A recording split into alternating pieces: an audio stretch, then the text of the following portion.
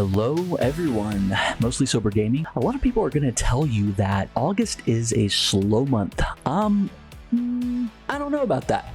Not in my opinion, but let's find out why.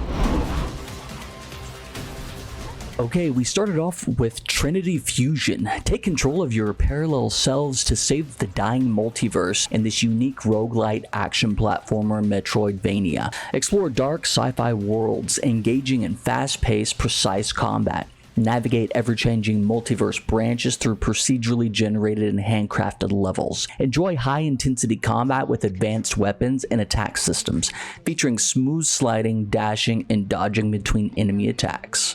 So, Trinity Fusion came out in December of 2023 to a mid-reception, 75 on Metacritic, and yet a very positive rating on Steam.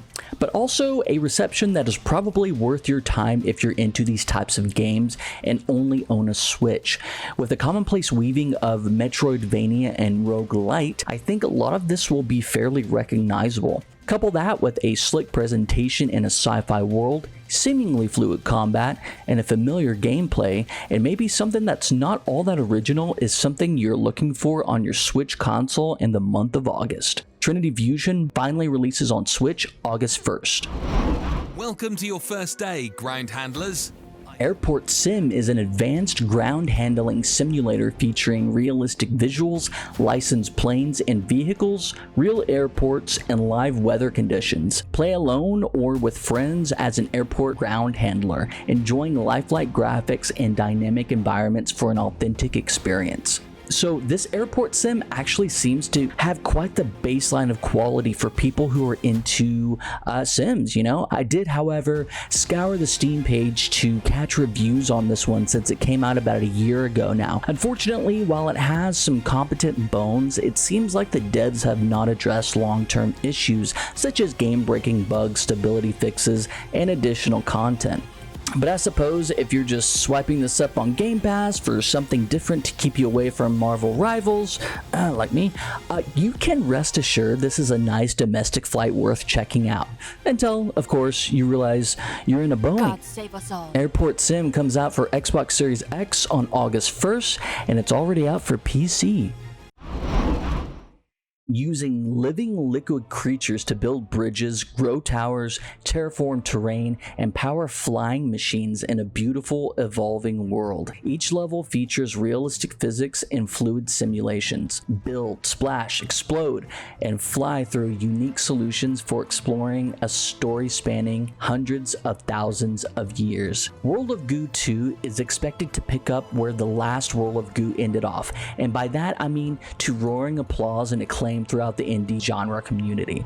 It's not often that an IP title starts off as a ringer for the Nintendo Wii that doesn't have a recognizable name, and eventually ends up with admiration as a Nintendo title. Are you following? This one is a darling. World of Goo 2 is set to capture that old nostalgia with new mechanics such as actual goo and lava physics, which apparently were not in the original since it only contained, quote, goo balls? I don't know. I have no idea. Never played the first one, but damn do I love physics puzzles. All of you Switch lovers, get ready to love this one. World of Goo 2 comes out for PC on Epic Game Store and Switch on August 2nd.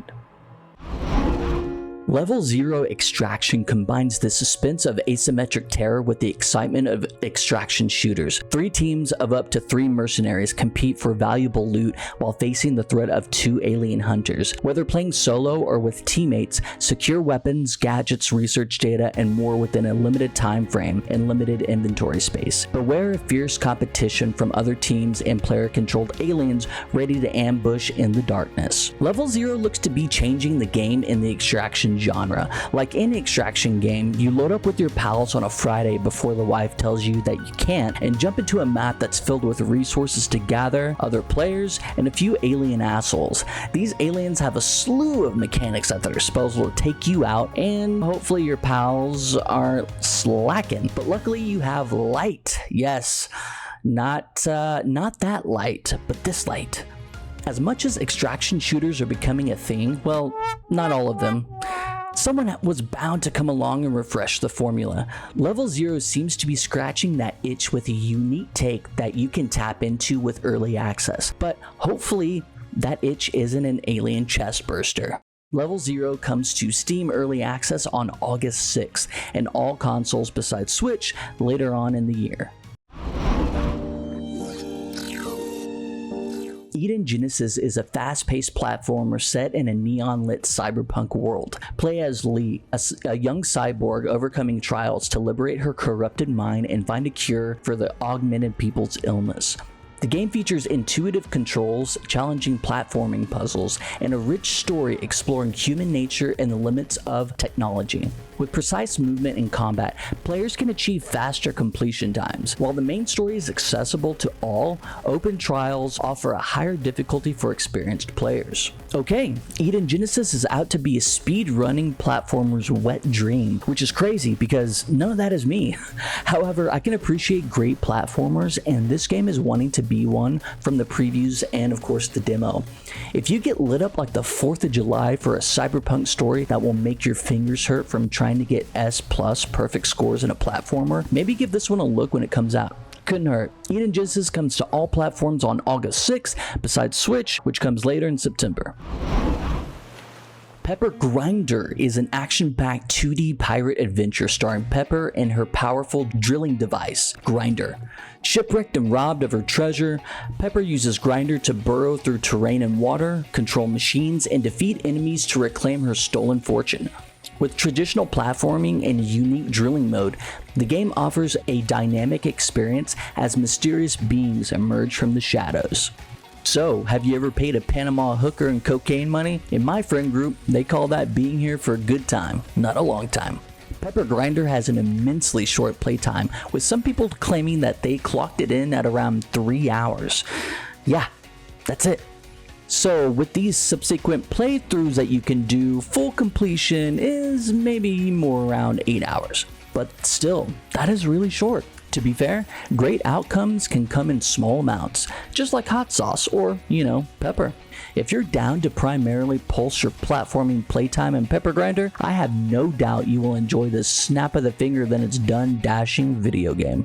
Pepper Grinder is currently on PC and Switch, but comes out to all other platforms on August 6th. Embark on a cat venture in Cat Quest 3, the latest in the award-winning series. If you can tell that I have a smile on my face, trust me, it's genuine and real and perfect. Play as a swashbuckling privateer, you get it? In the 2D open world action RPG set in the pirate-themed Caribbean. That one is true. I didn't even make that one up. Sail through the archipelago battling pirates. I can't stop. It's here. This is what they call them. Okay, I'm not doing this on purpose. And search for the mythical Northern Star. With refined combat, new weapons, spells, and costumes, explore varied dungeons and biomes, solo or in local co-op. Craft your own story, uncover secrets, and aid quirky characters and quests. Sail the seas and traverse the land in a colorful, furiously fun adventure. Did you ever play Stray and think to yourself, I wish my cat would beat the shit out of some enemies in a pirate ship while sailing the high seas? I didn't either, but after catching up on what I've been missing out in Cat Quest 1 and 2, it looks like I would have felt that exact sentiment. From the reviews on its predecessors, the Cat Quest series looks to be a fun time for all ages. What's new in the third installment is, yes, of course, pirate ships, but there also seems to be more freedom, quote unquote, in this open world as to what's being highlighted across the interwebs. It also looks like it keeps its wonderful co-op mode from the last game, builds on refinements for item management, and keeps you on your toes with quests, puzzles, and some standout bosses that all feel very rewarding. Don't catnap on this RPG in August. Cat Quest 3 is purring on PC and consoles on August 8th.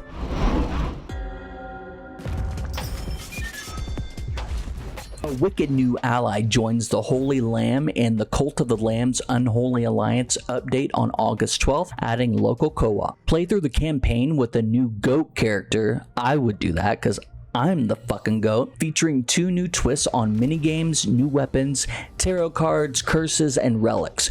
Co-op players can swap weapons, deal extra damage, and sync attacks for critical hits. Solo players also gain new powers and abilities. The update includes new buildings, fleeces, follower traits, quests, and more secrets to discover. You know the game, you love the game, and they just keep adding cool stuff.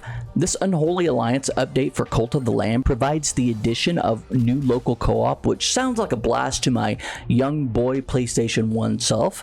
God, I can only imagine. You kids have it so good these days. Also, some eagle eyes across the internet spotted the possibility of new Eastern Asian inspired decor, hints at new minigames, and new management tools. This update is starting to look chunky, and I kinda love it. The Cult of the Lamb Unholy Alliance update comes to all consoles and PC on August 12th. You gain admission to Academy Elementia, the world's top magic school, where magic use is slightly embarrassing. Your unique ability, Leximan, draws power from language but carries significant risks. Previously, your use of Leximan led to unintended consequences, relegating you to the school's basement. Sorry, that just sounds like Harry Potter. With others who face similar setbacks. There, you continue to navigate the fine line between brilliance and blunder on your magical journey. Okay, so talk about a unique ass game. Leximan is the type of game that proves doing this for you guys will put stuff on your radar, because I had no clue what this was until researching it. And this is 100% a game that I wouldn't go look for it. I just wouldn't. It seems to be like a bizarre amalgamation of a few developers and their nerdy aspirations for a wordy narrative-driven video game comedy sketch in the recesses of your brain. Truly, truly. Not only does it give nostalgia vibes, but it takes a commonplace theme and twists it on its head by using words as freely as possible.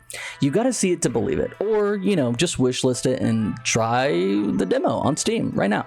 Leximan comes out for PC on August 13th. Stormgate, we've been here before, is a free-to-play real-time strategy game set in a post-apocalyptic world. Players gather resources, build bases and troops, and upgrade assets. It aims to make the complex genre accessible to newcomers while offering balanced competitive one-on-ones for advanced players. So not much to say about Stormgate since I covered it in last month's video, but now it's finally arriving mid-month for PC Early Access, not to be confused with last month's Purchase Access. If you're hankering for the days of wishing your APMs in StarCraft were 200 instead of 50 like mine back in the day, then maybe this real-time strategy game should be on your bucket list, but hey, we're gonna see how it all plays out. Stormgate PC Early Access comes out on August 14th.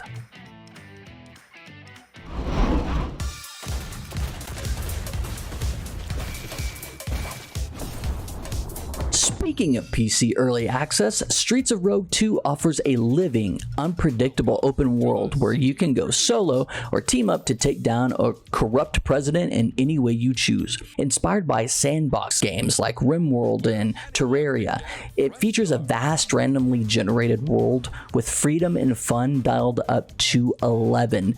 Engage in various activities, fight, sneak, hack, farm, build, talk, try to talk in guerrilla form while enjoying an immersive RPG experience. So, opinion on this one. Welcome to the most replayable game you will ever play. What? You thought that was Skyrim? Hell no. Streets of Rogue 1 was an underlooked sensation that you may have not heard about at all.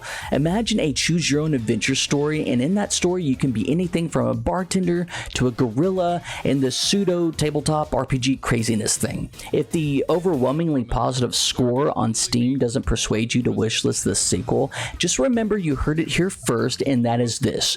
Everyone has been telling you August is a slow month for games. That's not even close to true, and Streets of Rogue 2 proves that. Yes, I know, you're going to say, but it's only early access. But when you have stories of other early access participants giving their critique about the game, only for that critique to be added in as a game element from its predecessor, you know that this developer has it going on. Streets of Rogue Early Access for PC comes out on August 14th. Okay, that's it. I'm done, guys. You can click off the video if you want, like, subscribe. If not, that's fine too, and let me know what I'm doing wrong. Thank you very much for listening, and I hope one of these games makes you have a great weekend. Talk to you later. I'm out.